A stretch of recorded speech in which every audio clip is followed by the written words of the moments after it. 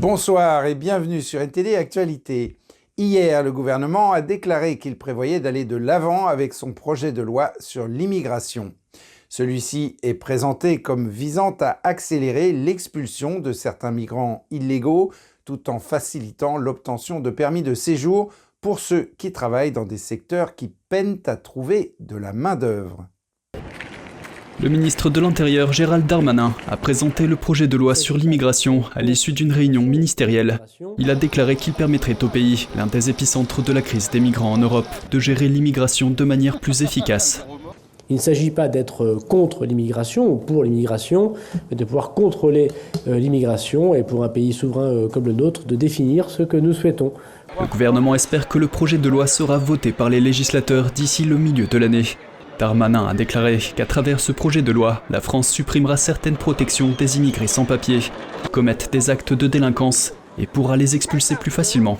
Il a ajouté que le projet de loi renforcerait également la lutte de la France contre les passeurs qui mettent en danger la vie des migrants traversant la Manche.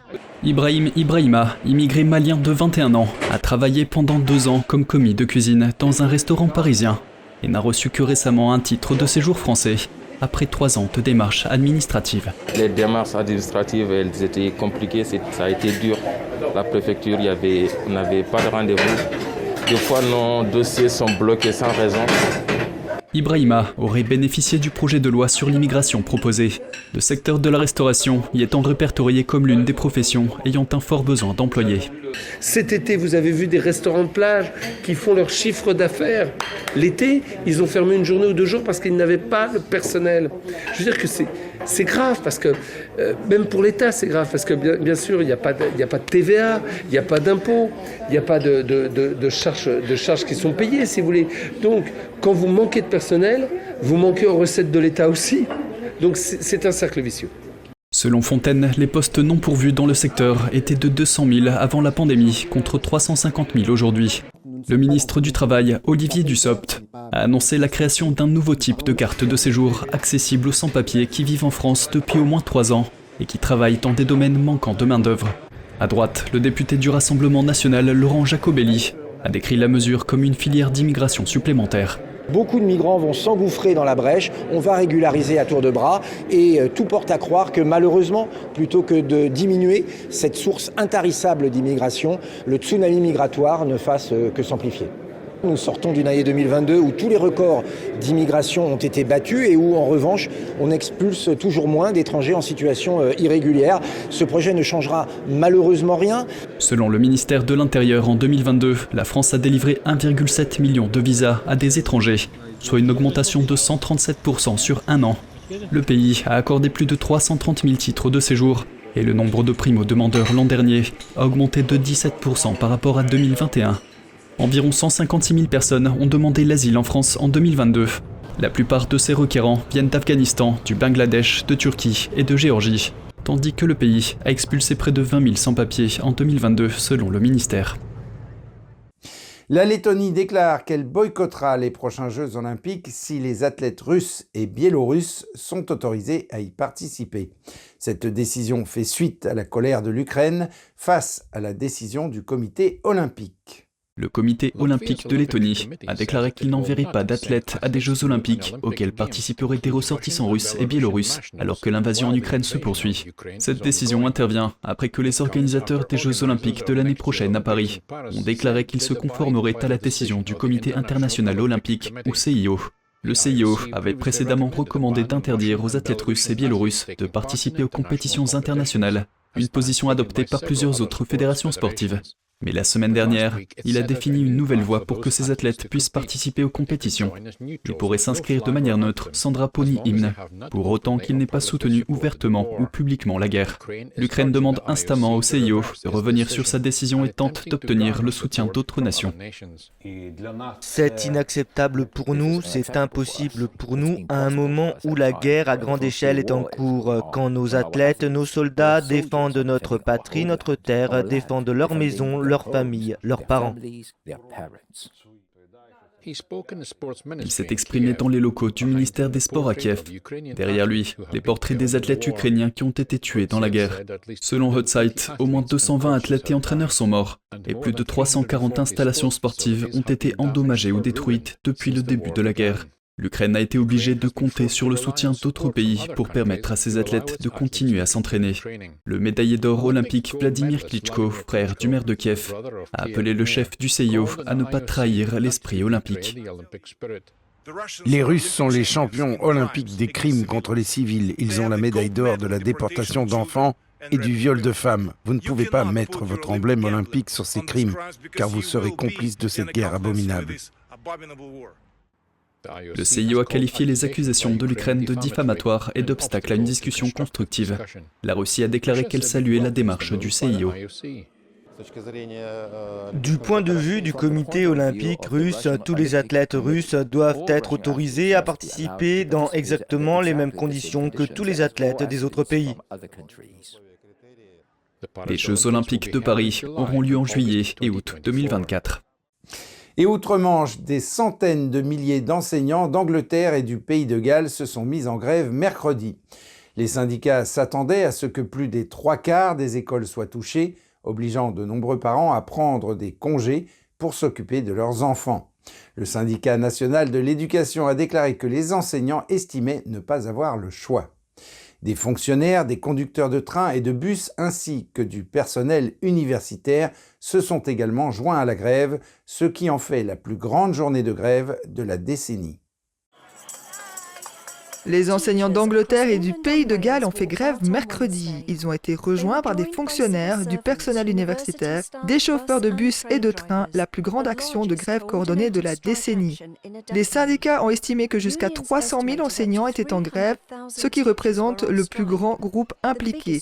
Certains enseignants en grève et d'autres travailleurs ont défilé dans le centre de Londres. Une enseignante dit avoir des collègues qui ont recours aux banques alimentaires.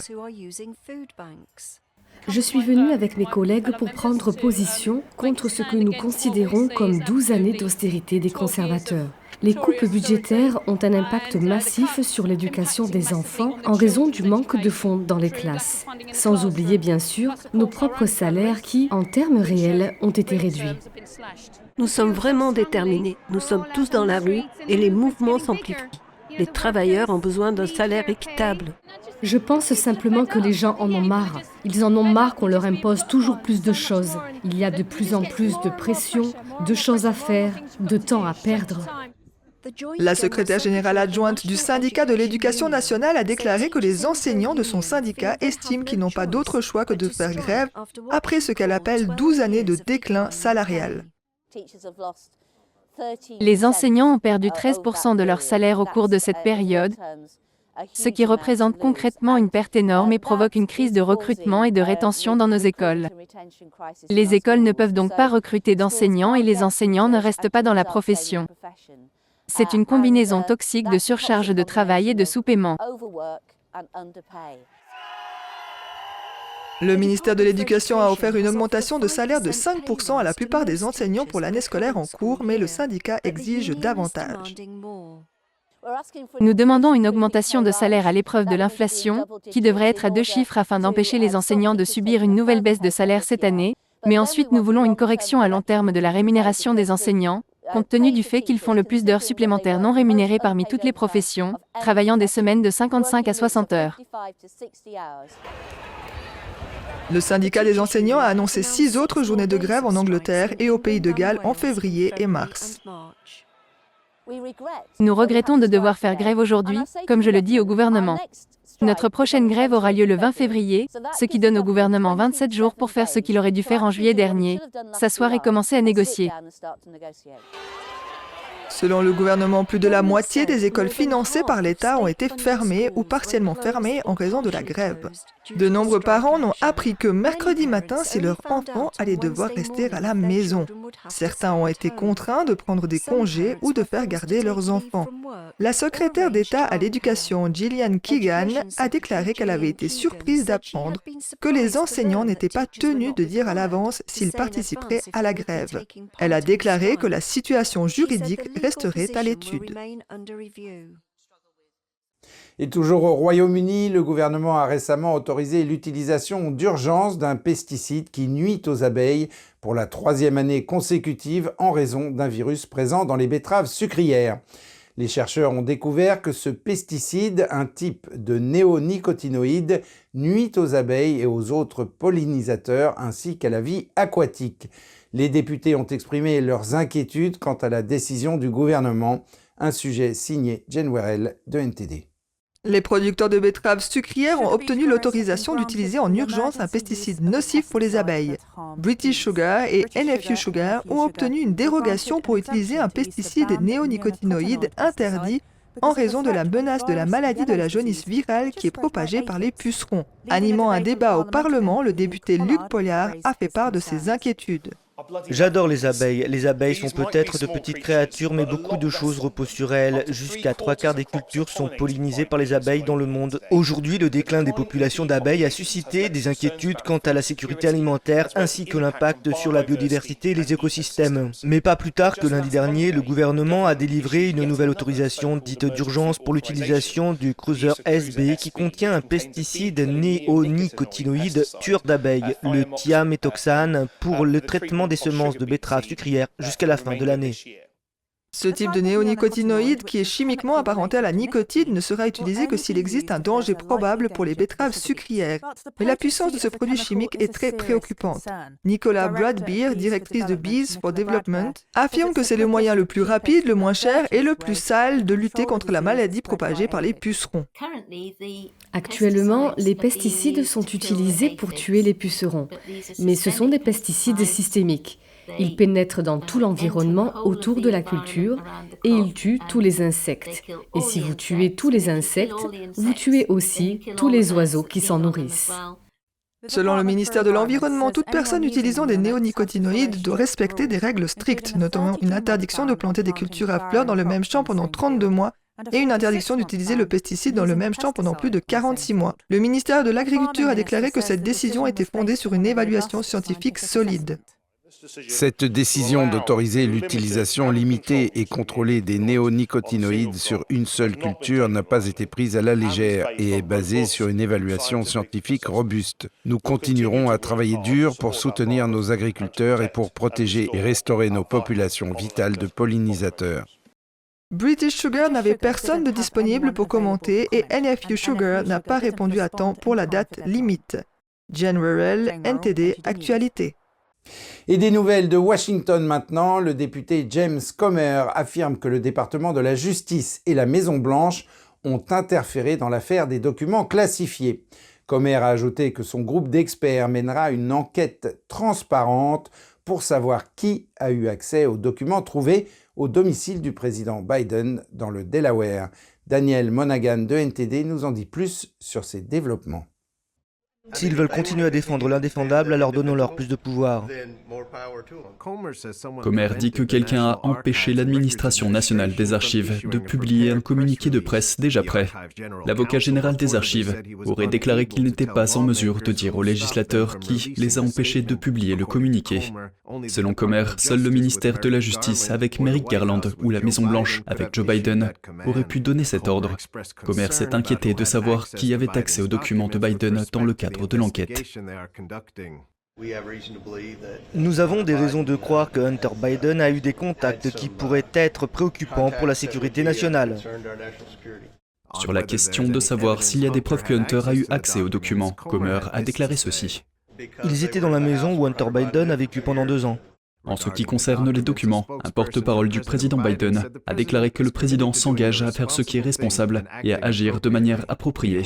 Pendant ce temps, le député Dan Bishop a prononcé un discours à la Chambre des représentants. Il a dénoncé la censure des voix conservatrices. Il a déclaré qu'elle prolifère parmi les agences gouvernementales, les sociétés de réseaux sociaux, les entreprises technologiques, les banques et les marchés financiers qui poursuivent des politiques environnementales, sociales et de gouvernance. Il a promis de sonder les profondeurs de cette corruption.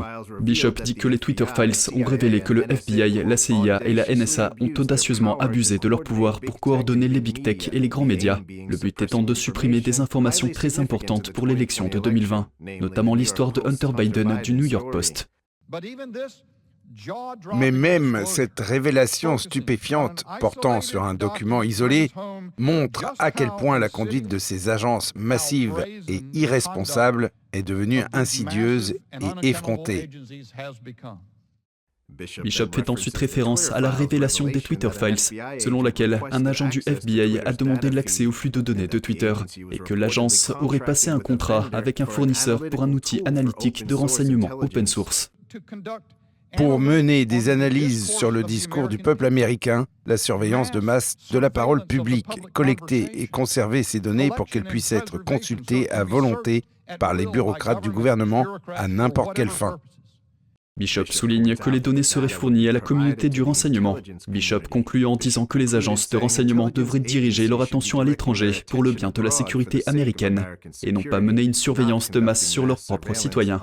Le FBI affirme que sa correspondance avec Twitter n'est rien d'autre qu'un engagement traditionnel de longue date et continu du gouvernement fédéral et du secteur privé. Daniel Monaghan, NTD Actualité. Et retour en Angleterre où un groupe de surveillance médicale affirme que la direction de Pfizer a fait des déclarations trompeuses sur la vaccination des enfants.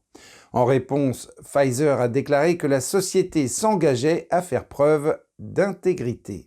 Selon un rapport publié vendredi par un organisme de surveillance pharmaceutique britannique, le PDG de Pfizer, Albert Bourla, a fait des déclarations trompeuses. Les déclarations en question concernaient l'administration des vaccins Covid-19 aux jeunes enfants. Lors d'une interview avec la BBC publiée en décembre 2021, on a demandé à Bourla si c'était une bonne idée de vacciner les enfants européens âgés de 5 à 11 ans contre le Covid-19. Au moment de la publication de l'interview, les vaccins Pfizer contre le Covid-19, destinés aux enfants de cet âge, avaient déjà été approuvés par la FDA aux États-Unis. Toutefois, l'organisme de réglementation britannique ne les avait pas encore approuvés à l'époque. Dans l'interview, Bourla a reconnu que c'était aux autorités britanniques de décider d'approuver ou non les vaccins.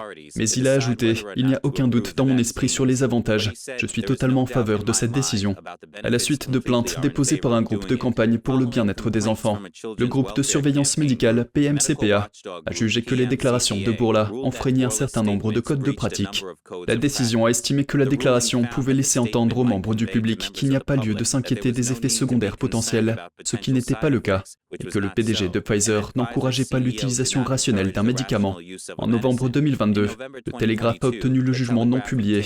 À l'époque, un porte-parole de Pfizer a déclaré au journal que la société était engagée à respecter les plus hauts niveaux d'intégrité dans toute interaction avec le public, et d'ajouter « Nous sommes heureux que la commission d'appel de la PMCPA du Royaume-Uni ait jugé que Pfizer avait maintenu des normes élevées et préservé la confiance dans notre industrie. » Les personnes qui enfreignent le code du PMCPA doivent payer des frais administratifs. L'organisme d'autoréglementation n'a pas le pouvoir d'imposer des amendes ou d'autres sanctions légales.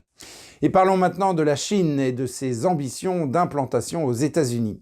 Un projet chinois de moulin à maïs à Grand Forks, dans le Dakota du Nord, est en passe d'être stoppé. Le moulin devait être construit, est-ce par hasard, tout près d'une base aérienne. Les sénateurs de l'État ont rendu publique une lettre de l'armée de l'air mardi. La lettre mentionne des risques pour la sécurité nationale. Jeremy Sandberg de NTD nous en dit plus sur cette décision qui intervient après plus d'1 an de débat. La lettre de l'armée de l'air indique clairement que, je cite, « Le projet proposé présente une menace importante pour la sécurité nationale, avec des risques à court et à long terme d'impact significatif sur nos opérations dans la région. » L'usine de transformation de maïs devait être construite à seulement 20 km à l'est de la base aérienne de Grand Forks. La base abrite des technologies sensibles de drones, de satellites et de surveillance. La société chinoise, à l'origine du projet proposé, a des liens connus avec le PCC par l'intermédiaire de son président. Le maire de Grand Forks, Brandon Bochenski, a déjà soutenu le projet. Le maire a déclaré mardi que la ville répondra à la directive du gouvernement fédéral visant à l'arrêter, en refusant de connecter les infrastructures industrielles et en refusant les permis de construire. Le gouverneur du Dakota du Nord, Doug Burgum, qui avait qualifié l'usine d'énorme opportunité pour l'État, a également publié une déclaration mardi. Il affirme que la lettre de l'armée de l'air a enfin apporté des éclaircissements sur les implications du projet Fufeng en matière de sécurité nationale, et que la priorité absolue est la sécurité des citoyens et de la nation.